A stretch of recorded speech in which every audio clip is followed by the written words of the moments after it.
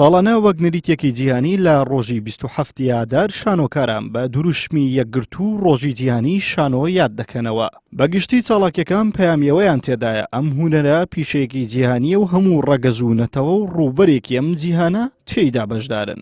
ئێستا بایە ڕازی مشتری ڕازی پێم ناڵێتە بۆ عیلاقەی چییە؟ لە نێوگەلی کوردیشدا شانۆ و مێژوویەکی دوور و درێژی هەیە وەک بەشێک لە ئەدەبیاتی خەباتی نەتەوە لی دەڕوانرێت بە تایبەت لە هەردوو دەی هەفتاکان و هەشتاکان و قۆناغی بەر لە ڕاپەڕین ڕۆڵێکی کاریگەری هەبوو لە ڕێگەی شانۆوە بەردەوام هۆشیاری کۆمەڵایەتی و سیاسی و ئاینی و کەلتوری پێشکەش کراوە بەڵام لە دوای قۆناغی ڕاپەڕین هونەری شانۆ بە پلانێکی پێشوەختە فەرامۆشکرا و ئەو ڕۆڵە جەوهریەی لێسەندرایەوە کە لە هۆشیاریکردنەوەی هاوڵاتیان دەیگێڕا. تاوانی هونەرمەندانی پێوە نییە ئەبەدەن تاوان کابرا گوتی ئەمە هەموو هۆکار دەسەڵاتە کاکەجیان پشتگیری تەلەڤیزیۆن هەیە ئێستا چوینە ئەمە درامامان دایتێ 22 حەڵقە بووە بە بەلاشش دایتمانێ کە دۆست و دوژمن دەستی لە سنگ ڕاوەستایە لە بۆ ئەو درامایی گوتی شتەشی زۆر چاک و نازیحە تێگەیشتی گوتی چوینێ کوردیە کاکە نامەوێ کاکە لە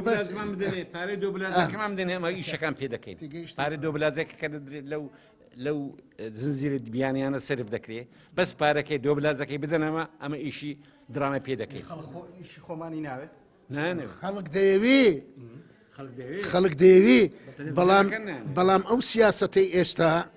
وهات لێ دەکا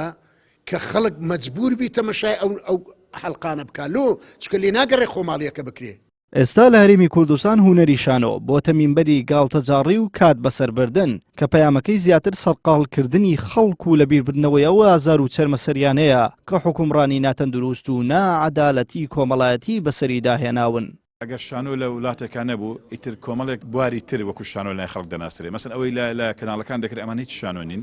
پەیوەندی بە شانۆ نییە بەڵام لە غیابی شانۆیە ڕەنگە خەڵکێک ئەمانە بە شانۆ بزانێ ئەمەش خەتەرە ئەمە مەترسیشی زۆر گەورەیە کە خەڵک وا بزانێ من ناوی هیچ بەرنمەیەک نایەنم وا بزانێ ئەم جۆرە بەرنامانە شانۆن چکە ئەم بەڕاستی ئەم دوو بەرنامانە شانۆ نین و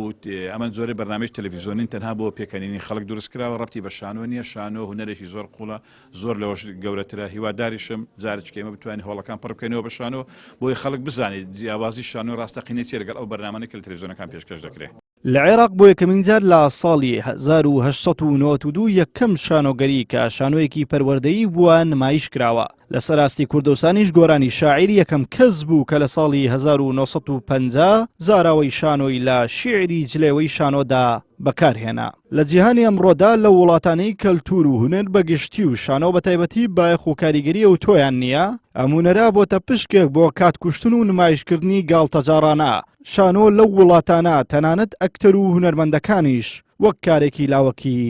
لێی دەڕوانن. عیمران ئەمیر کەناڵی ئاسمانی پێم هەولێر.